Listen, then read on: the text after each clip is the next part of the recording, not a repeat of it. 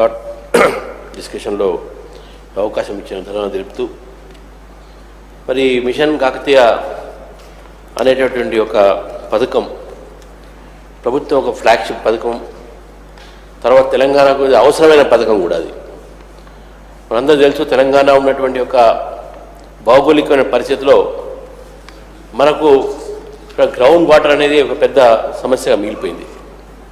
మన రైతులు బోర్వెల్పై ఆధారపడి తెలంగాణలో కూడా గ్రౌండ్ వాటర్ సంబంధించినటువంటి ఒక లెవెల్స్ కూడా తగ్గిపోయినాయి.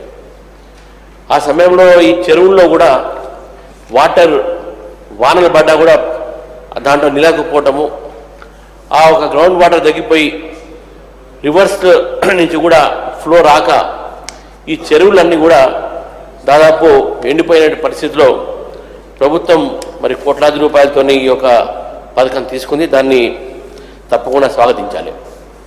అయితే అధ్యక్ష, ఇందులో తప్పకుండా రైతులకు మంచి జరుగుతుంది. మైనర్ ఇరిగేషన్ ద్వారా దాదాపు 5 లక్షల పైగా ఎకరాలకు ఈ యొక్క వ్యవసాయం సాగునీరు దొరుకుతుందని చెప్పేసి కూడా అందరూ కూడా భావిస్తున్నారు. అయితే మొదటి సంవత్సరం వానలు తక్కువ పడడం వల్ల కొన్ని చెరువుల్లో అసలు నీళ్ళు లేకపోవడం, తర్వాత రెండో సంవత్సరం మొన్న 2016లో మంచి వానలు పడ్డాయి కాబట్టి కొన్ని ట్యాంక్స్ కూడా నిండిపోవడము, దాని యొక్క ఫలితాలు ఇప్పుడు గ్రౌండ్ వాటర్ పెరిగింది ఇప్పుడు మనకు కనబడుతూ ఉంది. తప్పకుండా గ్రౌండ్ వాటర్ పెరిగిందంటే కాకతీయ మిషన్ వల్ల కొన్ని ట్యాంక్స్ని బాగు చేశారు కాబట్టి ఆ గ్రౌండ్ వాటర్ పెరుగుతూ ఉంది.